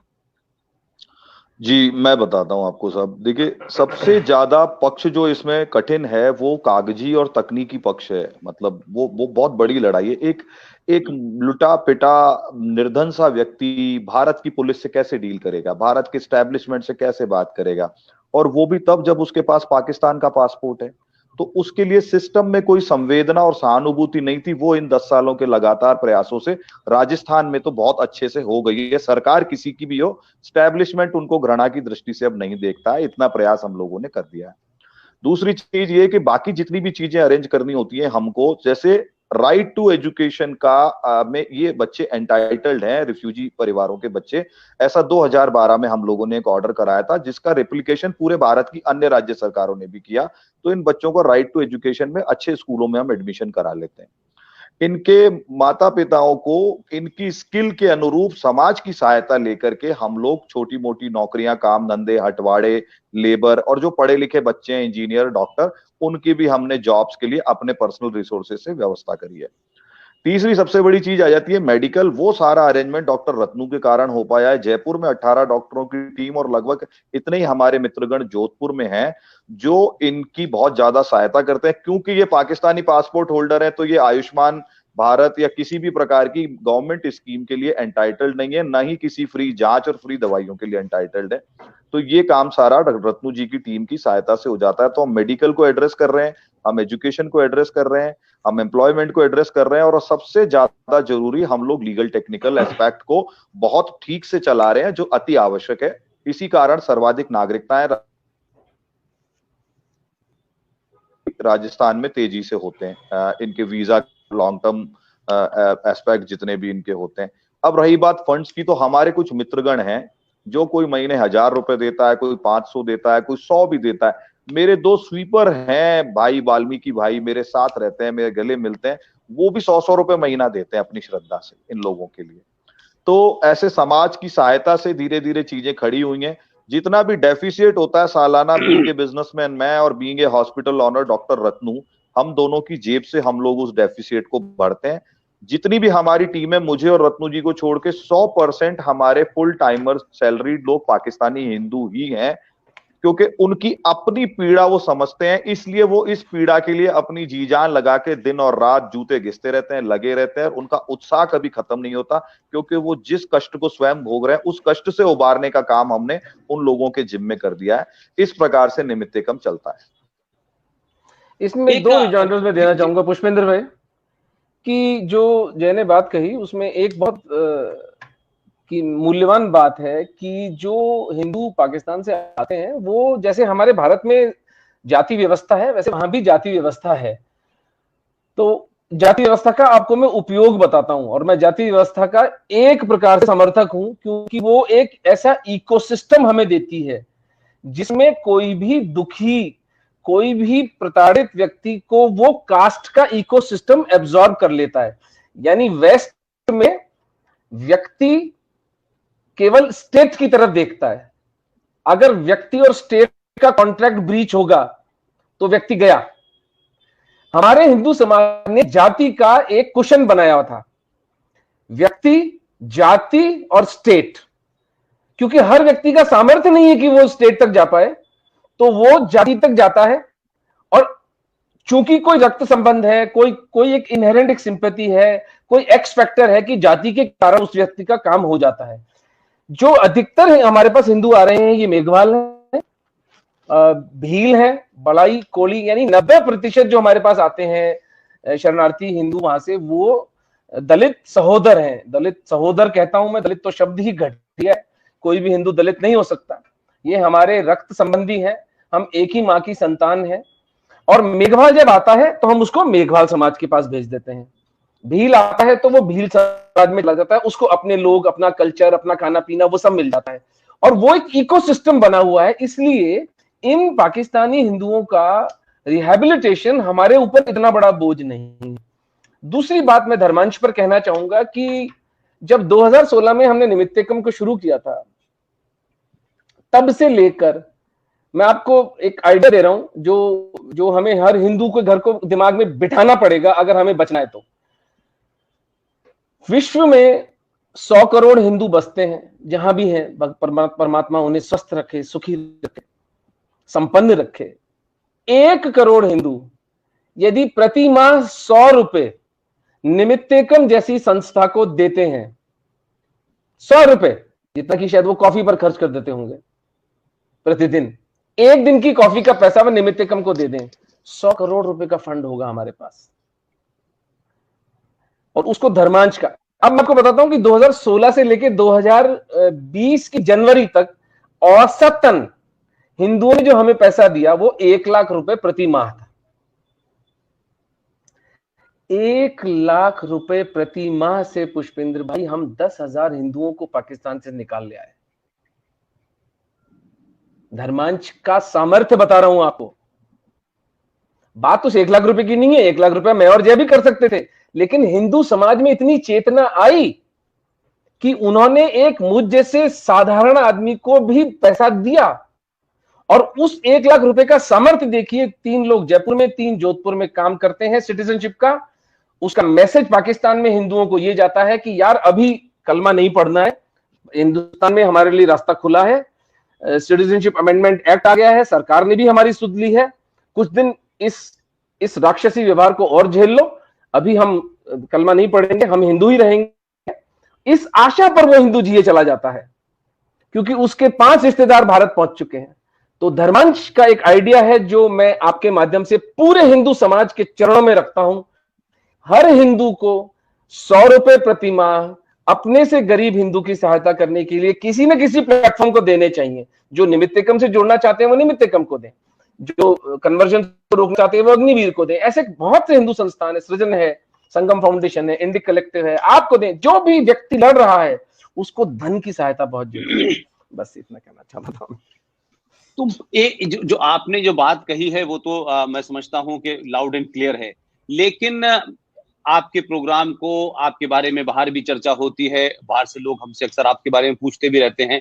एक साधारण आम हिंदुस्तानी और विदेशों में बैठा हुआ वो हिंदुस्तानी जिसे शायद पहली बार अपने भारतीय होने पे गर्व हुआ है, क्योंकि भारत की सरकारों ने, सत्ताओं ने उसको ये महसूस कराया है कि ये जो नीले रंग का पासपोर्ट है ये सिर्फ बाहर जाने का नहीं है, ये तुम्हारी छवि है, ये तुम्हारी 1000 सालों की संस्कृति का एक प्रमाण पत्र है, वो भी देना चाहता है। मैं आप दोनों से बिना लाग लपेट के आप ये बताएं कि भारत के अंदर रहने वाला एक आम आदमी और विदेशों में रहने वाला, क्योंकि ये प्रोग्राम सब जगह जा रहा है और मैं कोशिश करूंगा इसको भेजने की, आपको 1 रुपए से 1 लाख रुपए तक भी वो देना चाहे तो आपका अकाउंट नंबर, क्या आप सार्वजनिक करने में आपको कोई दिक्कत है या आप अपील करें? और मैं समझता हूं कि कोई इसमें मामला ऐसा नहीं है। अगर आप इसको सही समझते हैं तो आप ये बताएं कि जो मेरी बात को सुन रहा हो कि इन 2 लोग योद्धाओं ने जो काम किया है इसमें पैसा दें, और इसके अलावा जो लोग लोकल लेवल पे काम कर रहे हैं उनको भी दें। लेकिन जो आपने तरीका बताया वो पैसा कहां दें, कैसे दें और किस तरीके से दें। अगर वो ई बैंकिंग के थ्रू देना चाहते हैं तो दें, अगर चेक भेजना चाहते हैं तो कहां भेजें, ये आप यहां सार्वजनिक करें ताकि बात एक बार में उन तक चली जाए। ये मैं चाहता हूं, और आपको ठीक लगे तक करें, लेकिन मैं चाहता हूं कि दुनिया आपकी मदद करे। तो हम जब कह रहे हैं तो ओपनली कहें, इसमें शर्माने की क्या बात है, इसमें हेजिटेशन की क्या बात है, क्योंकि ये कोई निजी मामला नहीं है। और जो लोग समाज में स्थापित लोग हैं, जैसे आप लोग हैं, आप लोगों को अब अपना जीवन जो है वो जीने के लिए कुछ नहीं चाहिए। आप लोगों ने उसका इंतजाम कर लिया, अपना जीवन जी लिया, आपने अपनी फील्ड में बड़ी बड़ी महारत हासिल कर ली। तो आप बताएं कि आप सार्वजनिक तौर पे अपने बैंक का नाम, अकाउंट या एड्रेस कुछ बताएं, ताकि लोग, अगर अभी आप प्रोग्राम खत्म होने के बाद किसी के मन में है तो वो आपको कैसे आपके बैंक में ट्रांसफर कर सके। निमित्तकम.org हमारी वेबसाइट है पुष्पेंद्र भाई, सब कुछ सार्वजनिक है। ये तो मैंने तो वहां पर अकाउंट भी डाला है, हमारी इनकम और हमारे एक्सपेंडिचर अकाउंट मेरे वेबसाइट पर डाला हुआ है, इतना पैसा आया और इतना खर्च हुआ। तो NIMITTEKAM, कोई अगर आपके यहां से टाइप कर सके तो, कोई व्यक्ति आपके यहां बैठा हो तो NIMITTEKAM निमित्तकम.org हमारी वेबसाइट है। और या फिर हम प्रोग्राम की समाप्ति पर, मेरे को कोई लगता है कोई ना कोई मित्र हमारा जरूर सुन रहा होगा इसको, और वो ऑलरेडी कमेंट्स के अंदर इसको पोस्ट कर चुके होंगे। जय, कुछ कहना चाहोगे? अकाउंट डिटेल हम आपको भेज देंगे। आप दोनों तीनों प्लेटफॉर्म पे पिंड कमेंट के साथ सबसे ऊपर उसको पोस्ट करवा दीजिएगा। ठीक है सर, ठीक है सर जी। और एक आखिर में एक सवाल है, ये सवाल नहीं है बल्कि जो स्थिति है कि आप देखें कि भारत में पाकिस्तान से, बांग्लादेश से और खास तौर से म्यांमार से जो भी मुसलमान आया वो इलीगल तरीके से आया, घुसपैठ करके आया, इंट्रूडर की हैसियत में आया, यहां नेक इरादे लेके नहीं आया, यहां अपना एजेंडा लागू करने आया, यहां आतंकवाद फैलाने आया। आप देखिए कि ये एक अपने आप में मैं क्या समझता हूं क्या पैराडॉक्स है और क्या ट्रेजेडी है या क्या आयरनी भी आप कह सकते हैं कि म्यांमार से चलकर के रोहिंग्या मुसलमान जिस जम्मू कश्मीर में भारत राष्ट्र का हिंदू, मुसलमान, सिख, ईसाई जम्मू कश्मीर में नहीं बस सकता था 5 अगस्त 2019 से पहले, लेकिन रोहिंग्या मुसलमान वहां 98,000 बस गया। पूरे देश में बस गया। और इस भारत का मुसलमान जो भारत की धरती पे यहां का पानी, यहां की हवा, यहां का खाना सब कुछ खाता है, लेकिन करोड़ों रोहिंग्या मुसलमानों को, करोड़ों बांग्लादेशियों को, करोड़ों पाकिस्तानियों को जो भारत में गलत इरादे से आए हैं, भारत की सेना को डॉज दे करके आए हैं, आप उसके लिए उन्हें बसाने के लिए सुप्रीम कोर्ट में भी बड़े बड़े वकील जा रहे हैं। और जो मुंबई है उसका जो आजाद मैदान है उसमें आप वायलेंट प्रोटेस्ट करते हैं। ये जो एटीट्यूड है, जब हिंदुओं के साथ में हो, पाकिस्तान से आए हो, बांग्लादेश से आए हो या और, तो ये हिंदू समाज में उस किस्म की एग्रेसिवनेस अपने उस भाई के लिए क्यों नहीं है, अपने उस साथी के लिए क्यों नहीं है जो दूसरे उन मजहबों के कारण उन्हें सताया जा रहा है। हमारे यहां ऐसे सार्वजनिक प्रदर्शन या सार्वजनिक डिमॉन्स्ट्रेशन क्यों नहीं होते कि हम तो जो लीगली आए हैं उनकी मदद कर रहे हैं, वो इलीगल आए हैं, आतंकवादी हैं, जैशे मोहम्मद के स्लीपर सेल हैं और उनकी मदद सरकारें भी कर रही हैं, सिस्टम भी कर रहा है। ये इस पैराडॉक्स को आप किस तरह देखते हैं रत्नू साहब? सबसे बड़ा जो फेलियर है वो हमारी राजनीतिक लीडरशिप का है, और उसमें मैं राजनीतिक से मेरा मतलब वामपंथियों से नहीं, हिंदू लीडरशिप जो है हमारी, और इवन जो धार्मिक लीडरशिप है। राजस्थान में एक बहुत सुंदर दोहा मुझे कुछ पिछले दिनों में पता चला, जो मैं इस देश के सब संत समाज को एक दुखी व्यथित हिंदू होने के नाते ताना मार रहा हूं। ताना समझ के सुने इसे। धन वैभव अरु मेहरली, भूमि अरु व्यवहार, यानी धन, प्रशंसा, महल में रहने वाली स्त्री, धरती, जमीन, प्रॉपर्टी, और व्यवहार की किसी के साथ पॉलिटिकली करेक्ट, इसको बुरा नहीं लग जाए, मैं को ये बात ये नहीं कह दूं ये कांग्रेस का है, ये बसपा का है, ये बीजेपी का है। पुनः दोहराता हूं, धन वैभव अरु मेहरली, भूमि अरु व्यवहार, संतन जब ए रिझ है, कोप करे करतार। जब संत इन 5 चीजों से प्रभावित होते हैं तो परमात्मा की कोप दृष्टि उस समाज पर पड़ी है। हम ये बच्चियां, ये निरपराध बच्चियां कीमत चुका रही हैं इस निकृष्टता का। हमारी बच्ची के कोई कुदृष्टि डालता है तो हमारा खून खोलता है। पूरा पूरा गांव 3-3 बच्चों की इज्जतें लूट रहा है पूरे दिन। हमें नींद कैसे आती है, हम खाना कैसे खाते हैं, हमें हमारी धिक्कारती नहीं है आत्मा हमको। और मुझे संत समाज से एक बात कहनी है, आप तो संसार छोड़ के बैठे थे ना, आपको भय किस बात का है? 2 ही बातें हो सकती है, या तो आपको सत्य पता ही नहीं है, या तो फिर तो आप मूर्खता की श्रेणी में आते हैं, या आपको पता है और आप बोलते नहीं है, तो फिर आप मक्कार हैं, जो आपका जो विशेषण है। आइदर केस, हम क्या करें संत समाज का, हम क्या करें इस हिंदू लीडरशिप का, जो इन भुलाए हुए सराए हुए हिंदुओं को मरने के लिए छोड़ दिया। ये एक डॉक्टर का काम है क्या, ये एक जर्नलिस्ट का काम है क्या कि वो इस इतने बड़े well oiled well funded mafia के साथ खा हो जाए जाकर के? है हमारे पास रिसोर्सेज, हमारी बैंडविड्थ है इतनी कि हम लड़ सके उनसे? मैं तो चमत्कार समझता हूं कि इंटरनेट और हिंदू जागृति के कारण शायद 10,000 हिंदुओं को हमने निकाल लिया, लेकिन जनवरी 2020 से पुष्पेंद्र भाई एक भी हिंदू नहीं निकल पाया है, क्योंकि जो ट्रेन कराची से आती थी, 8 मार्च से बॉर्डर सीज हो गए कोविड के बाद में, क्योंकि बॉर्डर सीज हो चुके हैं। प्रतिदिन खबर आ रही है कि आज इस गांव में 100 हिंदू ने कलमा पढ़ लिया, 200 ने वहां पढ़ लिया, 300 ने वहां पढ़ लिया, लेकिन कोई किसी मिनिस्टर की कोई ट्वीट, किसी सरकारी व्यक्ति की कोई विरोध जताना, पूरी दुनिया भांग पी के सो रही है। तो हमारा संत समाज, हमारी हिंदू लीडरशिप अगर वो बोलेगी तो मेरा मानना हिंदू सुनता है।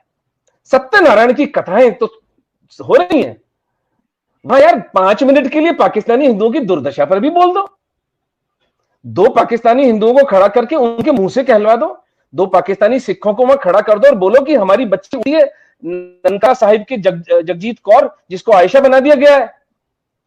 और एक व्यक्ति जो जिस सनातन संस्कारों में पला बड़ा है, जो बच्ची उसका शील भंग हुआ है, उसकी इच्छा के विरुद्ध वो एक ऐसे सिस्टम के अंदर कैद कर दी गई है और हम उसके साथ जी रहे हैं, हम we are living with it. तो फिर लास्ट बात, जब लोग सत्य से और जुल्म से भागते हैं तो फिर धरती कम पड़ जाती है भागने के लिए। जो सिंधी और पंजाबी उस वक्त पाकिस्तान से भागकर यहां आए थे 47 में, उन्हें तो यहां शरण मिल गई। अब जो परिस्थितियां हो गई, अब क्या अरब सागर में जाने की तैयारी है? यह प्रश्न हिंदू लीडरशिप, हिंदू साधु संतों के चित्त पर मैं छोड़कर जाता हूं। लेकिन एक बात देखें कि एक छोटी सी बात। जी जी जी जी जी जी प्लीज प्लीज जय भाई, कहिए। एक पॉजिटिव बात और मैं इसमें कहना चाहूंगा, चूंकि मैं ग्राउंड एक्टिविस्ट हूं और मैं हजारों लोगों के बीच में कच्ची बस्तियों में रहता हूं, उनके साथ काम करता हूं, तो एक बहुत अमेजिंग बात मैं कहना चाहूंगा।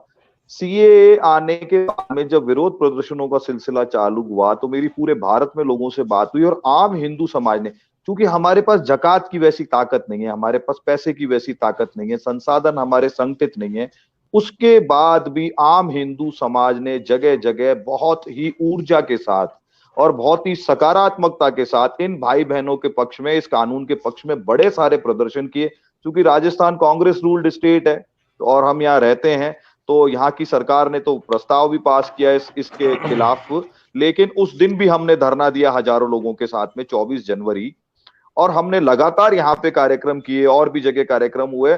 और आम हिंदू समाज सो मोटो कॉग्निजेंस लेके अपनी स्व प्रेरणा से उन धरनों प्रदर्शनों में खुद का पैसा खर्च करके, खुद का साधन लेके, खुद के मित्रों को लेके आम हिंदू समाज आता था। पॉलिटिकल लीडरशिप अपना काम करेगी, आम हिंदू की चेतना को नमन है। वो लोग खड़े हुए, वो लोग आए अपना काम धंधा छोड़ के, अपनी नौकरियां छोड़ के, और मिडिल क्लास का इसमें बहुत बड़ा योगदान रहा। तो मैं आपके मंच से एक सकारात्मक बात कहते हुए उन सभी भाई बहनों को, परिवारों को नमन करूंगा जो हमारे साथ इस युद्ध में खड़े हुए। जी मैं डॉक्टर साहब आपसे एक बात और कहना चाहता हूं, ये मुझे हिपोक्रेसी लगती है कुछ हद तक, and I am talking about the rest of the country, I am not talking about both of you. Why I am saying कि आज में अक्सर लोग जो मुझे मैसेजेस भेजते हैं, पाकिस्तान में साहब क्या हाल हो रहा है और आप उनके लिए कुछ करिए और इनके लिए कुछ करिए, मुझे कभी कभी इस बात का अजीबो गरीब लगता है यार, कि ऐसा लग रहा है कि सब कुछ पाकिस्तान के अंदर ही हिंदू और सिखों के साथ हो रहा है। लेकिन यही हिंदू समाज मेवात में क्या हो रहा है, मालदा में क्या हो रहा है, कश्मीर वैली से 4.5-5 लाख कश्मीरी हिंदू पंडितों के साथ उनकी पूजा पद्धति के साथ क्या हुआ, मेरठ में, मुजफ्फरनगर में, मुरादाबाद में, संभल में, आजमगढ़ में, ये पूरी की पूरी बेल्ट खाली हो रही है, सारी डेमोग्राफी बदल गई है। तो मैं उस हिंदू की चिंता देखता हूं कि जो पाकिस्तान है, जहां वो पहुंच नहीं सकता, जहां उसका कोई रिसोर्सेज नहीं है, जो लोग उस पर काम कर रहे हैं उनकी बात छोड़ दे, उसको वहां की चिंता तो वो रोज भेजता है मुझे। लेकिन मैं कहता हूं तुम्हारे पड़ोस में जो हो रहा है, इस देश में, जिसकी तरफ आपने कहा रैंडम अनसीन, इस देश में पिछले साल भर के अंदर मैं समझता हूं 4-5 साल में, जब से ये सत्ता का परिवर्तन हुआ है, इस देश में कोई 106-107 हिंदुओं की सामूहिक हत्या की गई, मॉब लिंचिंग की गई, लेकिन वो खबर नहीं बनी, उसके लिए चिंता नहीं हुई। लेकिन पाकिस्तान में जो मुसलमान हिंदू हो रहा है, उसके लिए बहुत सारे लोग चिंता करते हैं, सिर्फ चिंता करते हैं और ये कहते हैं कि उनके लिए भी कुछ करिए। अरे भाई, उनके लिए जो कर रहे हैं वो करेंगे, लेकिन आपके पड़ोस में भी तो वही हाल हो रहा है जो लाहौर में हो रहा है, जो सिंध में हो रहा है, जो पाकिस्तान के थार में हो रहा है। तो यहां की चिंता छोड़ करके आपको वहां की चिंता है, वहां की चिंता जो लोग कर रहे हैं वो तो कर रहे हैं कुछ काम, लेकिन यहां की चिंता भी तो मैं वही मनोदशा हिंदू की लगती है। इसके लिए भी तो आपको लगता होगा कि ये जो डबल स्टैंडर्ड है हमारा, कि हमारे 2 साधु मारे गए, टेलीविजन पे बहुत बहस हुई, बहुत हंगामा हुआ और फिर सब शांत हो गया। तो हम बहुत सेलेक्टिव हैं क्या? हमको लगता है कि कुछ ऐसी बातें करो जिसमें देखने में अच्छा लगे कि हम पाकिस्तान के हिंदुओं के लिए बहुत चिंतित हैं, और हमने फेसबुक पे लिख दिया और पुष्पेंद्र जी को सवाल भेज दिया और रत्नू जी को भेज दिया और जय भाई को भेज दिया और जीडी बख्शी को भेज दिया, हो गया काम। लेकिन हमारे पड़ोस में उतना ही जघन्य कार्य रोज हो रहा है, पूरे बंगाल में खुलेआम हो रहा है, पूरा हरियाणा का मेवात इलाका खाली हो गया। तो इस पे कभी चिंता नहीं होती। जब यहां की चिंता नहीं होती तो वहां की चिंता कभी कभी उन लोगों की मुझे बड़ी दिखावटी लगती है। डॉक्टर साहब, मुझे इस पे आपका कमेंट जरूर चाहिए, क्योंकि आप बेबाक आदमी हैं, साफ साफ बोलते हैं। मैं कह चुका हूं पुष्पेंद्र भाई कि ये जो हमारे पास जब तक उसके प्लेटफॉर्म्स नहीं होंगे, और ये जो सर्वधर्म वड़ा पाव और एकम सत विप्रम बहुधा वदंती का झूठ जब तक हम नहीं बोलना बंद करेंगे, ये मतलब मुझे को बता दे यार कि भाई विल डुरेंट को पढ़ लो, 8 करोड़ हिंदुओं की हत्या करी है इस्लामी आतंकवादियों ने 7वीं शताब्दी से लेकर अब तक। या तो विल डुरेंट को या तो झूठ है, हंटिंगटन क्लैश ऑफ सिविलाइजेशंस की बात कर रहा है। एक डेटा है हमारे पास में, मैं आपके साथ भी शेयर कर चुका हूं, वो 100 हिंदुओं की 2014 मई के बाद में हत्या हो चुकी है जिहादियों के द्वारा, पर 6 अगर मुसलमानों की हत्या किसी गौ रक्षक और जो कि कोई भी देखिए हिंसा, कोई भी हिंसा किसी भी समाज में कोई पढ़ा लिखा आदमी कैसे अप्रूव कर सकता है, लेकिन ये गेम एक तरफा तो नहीं चल सकता। यानी इस देश का राष्ट्रपिता वो आदमी है जिसने खिलाफत का समर्थन किया था। कोई क्वेश्चन नहीं करता इंटेलिजेंट आदमी की यार भाई खिलाफत को समर्थन करने का, अंग्रेजों की सत्ता से लड़ने का कोई तर्क समझा दे भाई। हम भी पढ़े लिखे लोग हैं, मान जाएंगे, हम भी उसको राष्ट्रपिता सब कहने लग जाएंगे, लेकिन देयर इज नो पूर्व पक्ष। हम कोई क्वेश्चन ही नहीं कर रहे, किसी को क्वेश्चन करते हैं तो कम्युनल कह दिया जाता है। ये कम्युनल मैं हूं। आपकी किताब कह रही है कि मुशरिक जहां कहीं मिले उसे मार डालो, कम्युनल मैं हूं। आप कह रहे हैं कि जो भी एक किसी और धर्म को मानने वाला है वो नरक में जाएगा, और कम्युनल मैं हूं। मेरे तो किसी धर्म ग्रंथ में नहीं लिखा हुआ कि कोई अगर गैर हिंदू है तो उसको नरक में जाना पड़ेगा। अपने अपने कर्मों का हिसाब देना पड़ेगा भैया। जो सत्कर्म करेगा वो अच्छा मोक्ष भी मिल सकता है उसको, और जो कुकर्म करेगा वो कॉकरोच बन के जन्म लेगा। ये सीधी सीधी गणित है हमारी तो। लेकिन मेरे धर्म में यदि किसी, मैं आपको सच कह रहा हूं, ये बात सत्य निष्ठा के साथ अपने प्रोफेशन की, अपने धर्म की शपथ लेके कह रहा हूं, अगर मुझे मेरे धर्म ग्रंथ में ये बात कहीं मिलती कि किसी को गैर हिंदू होने के लिए मार डालो, मैं उस दिन हिंदू धर्म त्याग देता। यह चीज किसी भी सभ्य समाज में स्वीकार्य नहीं हो सकती, और इस पर पूरे विश्व समाज को खड़ा होना पड़ेगा। खुद भी दुखी हैं, दूसरों को दुखी कर रहे हैं, एक अजीब सा साइकोटिक सा बिहेवियर है, स्किज़ोफ्रेनिया फैल रहा है चारों तरफ।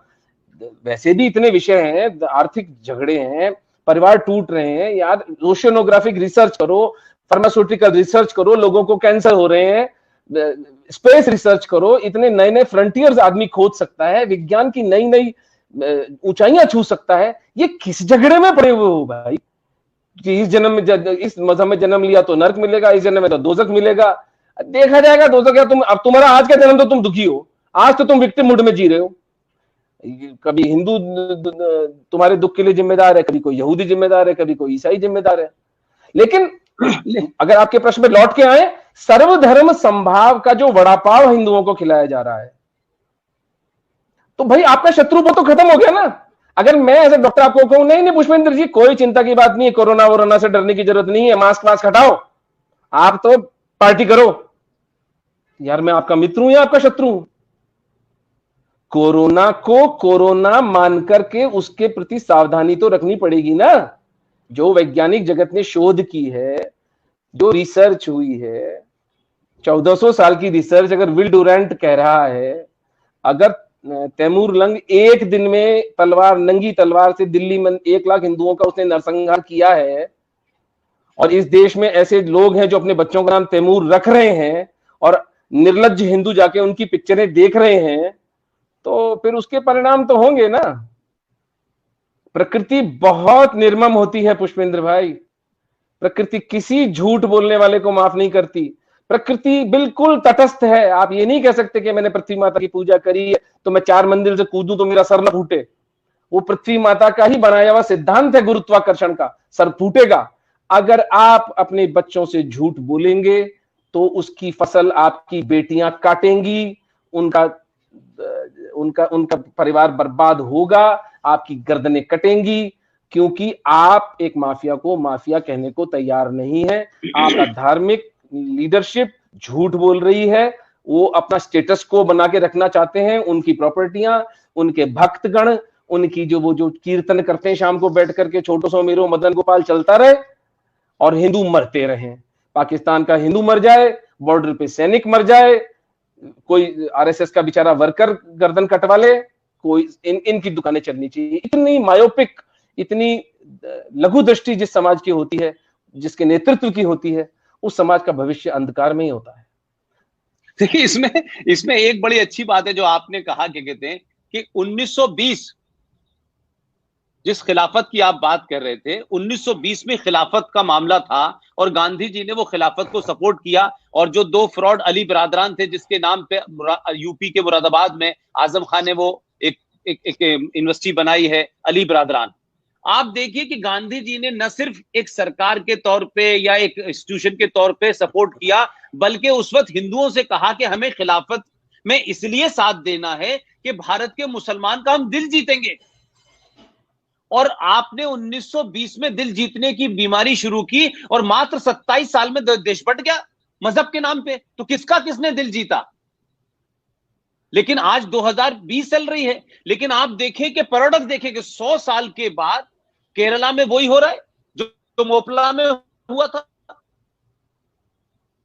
वही ऑलमोस्ट वही समय है। और टर्की के अंदर क्या हो रहा है आज आप देखिए, हजारों साल पुराने जो है वहां वो दोबारा से हो रहे हैं। और आज वलीउल्लाह नहीं है तो आज वो है जो पी के फिल्म बनाता है, वो उसको पूरी दुनिया में वहां जाकर के टर्की में ही क्या कहते हैं उसको खुलापन और आजादी दिखाई दे रही है और वहीं उसको ताजा हवा लग रही है। तो कुछ बदला नहीं है, चेहरे बदले हैं, ड्रेसेस बदली हैं, लोगों का एटीट्यूड बदला है। सिर्फ बदला है तो इतना कि गुजरात से जिस आदमी को आपने लेके गए थे 1920 में, जिसने खिलाफत मूवमेंट की सपोर्ट की थी, आज गुजराती का आदमी है, वो कहता है खिलाफत नहीं। वो खिलाफत की बात करने वालों से कहता है कि खलीफा के पास भेज दूंगा मैं आपको, और मेरी नहीं ज्यादा सुनोगे तो यूपी वाला तो बगैर एफआईआर के भेज देता है। तो ये बदलाव तो हुआ है ना, और इस बिल्कुल बदलाव हुआ में है आपकी पुष्पेंद्र भूमिका भाई, है। इसलिए हुआ है। महर्षि जी कहें आप बात कहें। महर्षि अरविंद ने 1947 में, महायोगी थे वो, दूरदृष्टा थे, गजब के संत थे। हमारा सौभाग्य कि ऐसे संत की छाया हमें मिली।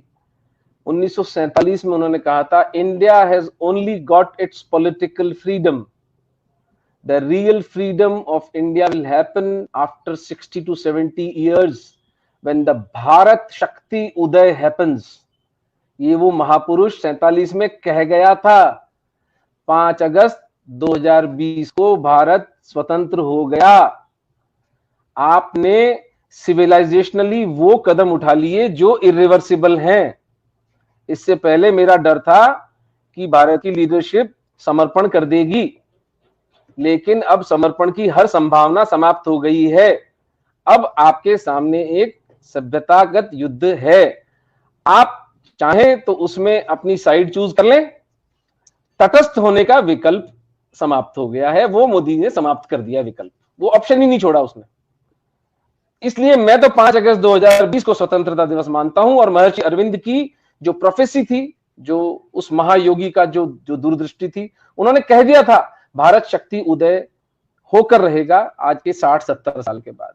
तो हम भाग्यशाली हैं कि हम उस समय के साक्षी हैं। एक बस आखिरी सवाल, ये इससे लीक से हटके है, ये मैं इसलिए जानना चाहता हूं कि हम लोग इस पे चर्चा करते रहे हैं। डॉक्टर रत्नू, जो आपने दूसरा बड़ा काम किया है 2014 से लेकर के दिसंबर 2019 तक का, जो आपने पूरे देश में डाटा बनाया है, उसमें सारे फैक्ट हैं, मरने वाले का नाम है, मोहल्ला है, शहर का नाम है। ये जो 106 हिंदुओं की मुसलमानों द्वारा, इस्लामिक जिहादियों द्वारा जो हत्या या मॉब लिंचिंग पूरे देश में हुई है, जो बड़े बड़े टेलीविजन की खबरें नहीं बनी, जो डिस्कशन का टॉपिक नहीं बने, क्या इस पे कोई आप डॉक्यूमेंटेशन करके पब्लिक को उस डॉक्यूमेंट को सरे मंजर करेंगे, दुनिया के सामने रखेंगे, ताकि लोगों को पता तो चले कि भाई खबरें सिर्फ गाजियाबाद में अखलाक के मरने की नहीं छपती हैं, बहुत सारे रामलाल श्यामलाल भी मरे हैं और मारने वाले भी हैं। लेकिन वो जो आपने थ्योरी दी है, random unceasing low level scattered violence, ये उसी के तहत मरे। तो ये लोगों को, मुझ जैसे लोगों को कैसे पता चलेगा? क्या कोई आपके दिमाग में ऐसा है या सिर्फ ये डॉक्यूमेंट आप कुछ सेलेक्टेड लोगों को बांटना चाहते हैं, मीडिया को देना चाहते हैं, या पब्लिक को देना मैं चाहता हूं इसलिए करें कि पब्लिक जब को दे दे तो वो फिर पब्लिक उसको अपने हिसाब से उसको शाया कर देती है। और 245 या 248 चैनलों के अलावा भी आज देश में हजारों चैनल हैं और लोगों की जो है रीच बहुत दूर तक है। तो क्या कोई आपका ऐसा प्लान है? मैं इस इंटरव्यू या आप दोनों से जो बातचीत हुई है उससे खत्म होने से पहले सिर्फ ये जानना चाहता हूं। डेटा तो सार्वजनिक होता है पुष्पेंद्र भाई, मैं को उसका मालिक थोड़ी हूँ। मैंने तो अखबारों की कटिंग से और हाँ उसको हम रिलीज करेंगे, बिल्कुल करेंगे, वो सभी को दिया जाएगा, सबको बताया जाएगा कि ये इस तरह से जिस देश के अंदर एक वेस्टर्न नैरेटिव न्यूयॉर्क टाइम्स में, वॉशिंगटन पोस्ट में, क्योंकि देखिए मैं एक बहुत शांत किस्म का और अकेला एकाकी किस्म का आदमी हूँ, मुझे सब लाइमलाइट वगैरह का कोई ना तो शौक है और ना मेरा टेम्परमेंट है, लेकिन मैं सीएए के बाद घायल सांप के जैसा हो गया हूं। इतने करुणापूर्ण कानून का इस दहशत से विरोध, इतने सताए हुए लोगों का, मैं तो एक ही बात कहता हूं यार, एक चांस दे दो इन हिंदुओं को, बेचारों को एक डिग्निफाइड लाइफ जीने का एक मौका दे दो इनको। ये भारत आना चाहते हैं, वो सरदार, वो गरिमा से यहां रहना चाहता है। क्या दोष है उसका कि अगर उसका एक हिंदू परिवार में जन्म हुआ है? उसने तो कोई एप्लीकेशन नहीं दी थी। जन्म अंततोगत्वा तो एक रहस्य है ना, हमें नहीं पता हम किसी घर में कहां जन्म लेते हैं। तो वो व्यक्ति अगर एक हिंदू घर में परिवार में जन्म लिया तो उसको जिंदगी भर सताया जाएगा। एक चांस एट डिग्निफाइड लाइफ जय और मेरा प्रयास है निमित्तकम उनको दे दे, बस इतनी ही हमारी तलाश है। लेकिन नहीं, सिटीजनशिप अमेंडमेंट एक्ट का जो कि लोकसभा, और ये दुहाई देते हैं कि हम तो संविधान को मानते हैं, तो भाई मेरी जो समझ संविधान की है, थोड़ा बहुत पढ़ा मैं भी हूं, वो तो ये कि राज्यसभा लोकसभा जिस कानून को पास कर देते हैं वो संविधान सम्मत हो जाता है। किस तर्क पर? और बड़े बड़े नाम, मैं उनके नाम क्या लूं, झूठ बोलते हैं गोबेल्स वाली बात को सिद्ध करने के लिए। एक और दुखी बात करने वाली बात बताऊं, इस देश के दलित समाज की लीडरशिप को क्या हुआ है पुष्पेंद्र भाई? 90% आने वाले लोग मेघवाल, भील, बड़ाई, कोली, दुखी बेचारे, कुछ कपड़े लत्ते, अपनी यादें वादें, अपनी प्रॉपर्टी, गहना गांठ सब छोड़कर बेचारे हिंदू बने रहने के लिए यहां आते हैं। थोड़ा भेजाई लगा लेते, अगर ये यहां आते हैं 80 लाख के लगभग इनकी आबादी हो जाती है, तो ये तुम्हारे वोट बैंक ही बनेंगे। कम से कम दलित समाज की लीडरशिप को, हमारे सहोदर समाज को तो कम से कम इनको बचाना चाहिए था, उसका विरोध कर रहे हैं। इसमें तो एक और बड़ा दूसरा पॉइंट भी है कि आप ये देखें कि इतनी यातनाओं के बाद एक दूसरे मुल्क में सिर्फ इसलिए क्योंकि उनके नाम के साथ हिंदू जुड़ा है।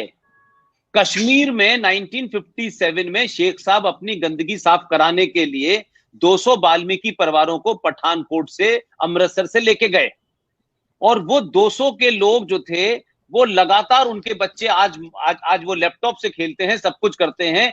लेकिन आप सोचिए कि पूरी दुनिया में इस्लाम का ये ढंढोरा पीटना कि इस्लाम में सब बराबर हैं, इस्लाम जो है पीस का रिलीजन है, इस्लाम में कोई छोटा बड़ा नहीं है। जम्मू कश्मीर के संविधान में एग्जीक्यूटिव ऑर्डर पास करके कहा कि ये जो 200 वाल्मीकि आए हैं ये यहां रहेंगे, इन्हें 370 और 35A की वजह से नागरिकता तो हम नहीं दे सकते, लेकिन ये नौकरी कर सकते हैं। वैसे तो नौकरी सबके लिए बैन थी, लेकिन ये सिर्फ भंगी की नौकरी करेंगे, ये शब्द उस एग्जीक्यूटिव ऑर्डर में पास किया। और ये जो मुनाफिक पूरे देश के मुसलमान हैं जो कहते हैं हाँ अल्लाह के यहां सब बराबर हैं, एक इंसान का कत्ल पूरी इंसानियत का कत्ल है। और आप देखिए कि पूरे पाकिस्तान में इसी मानसिकता के साथ दलितों को रखा गया। मैं कराची 50 बार गया, मेरा हेड ऑफिस है, लाहौर गया, वहां पर दलितों के बारे में ये विज्ञापन निकलते हैं कि दलितों को परेशान न किया जाए, और उसमें कहा जाता है कि अगर ये परेशान होंगे, यहां से चले जाएंगे, तो आपकी गंदगी कौन साफ करेगा? तो जो पाकिस्तान लाहौर कराची में हो रहा था वही आपके देश में जम्मू कश्मीर में हो रहा था। यहां तो संवैधानिक प्रोविजन के बाद हो रहा था। तो मेरा कहना यह है कि इन हिंदुओं से, इन दलितों से ज्यादा बड़ा हिंदू कौन हो सकता है? आज तो हमारे यहां छोटा सा लालच दे लो तो अपर कास्ट के लोग अपने गले में क्रॉस डाल लेते हैं। इन्होंने तो इतनी यातनाएं झेलने के बावजूद भी अपने हिंदुत्व को नहीं छोड़ा। तो हिंदुत्व की बात करने वाले लोगों को, इनको तो अपने सरों पे बिठाना चाहिए। और जो आप कह रहे हैं कि दलित लीडरशिप है, तो माफ कीजिएगा, जो दलितों के नाम पर राजनीति कर रहे हैं उनका अल्लाह ही मालिक है, और वो जय भीम का नारा लगा रहे हैं। तो मैं समझता हूं कि हम लोगों ने बड़ी अच्छी बात की, और खासतौर से बस मैं ये अंत में एक बात कह दूं भाई पुष्पेंद्र भाई कि दलित समाज जो हमारा पाकिस्तान से आ रहा है, ये मेरे और जय के लिए मेरे जीते जागते देवता हैं। बिल्कुल हथेलियों पे है हमारी। मैं बॉर्डरलाइन एथिस्ट हूं, मैं परमात्मा में बहुत अधिक विश्वास नहीं करता, लेकिन मैं जब इनको देखता हूं तो मुझे लगता है परमात्मा है। और अंतिम बात मैं आपको बताऊं छोटी सी, मैंने एक मेघवाल से एक दिन पूछा कि यार गोवर्धन एक बात बता, इतनी तकलीफ, माफ करें मैं भावुक हो जाता हूं जब ये बात कहता हूं, तो इतना कष्ट तुझे हुआ लेकिन तूने कलमा नहीं पढ़ा यार। पता है पुष्पेंद्र भाई उस आदमी ने जवाब क्या दिया? उसने बस सीधी सी बात, ऐसा बाप दादाओं का धर्म ऐसे कैसे छोड़ दे?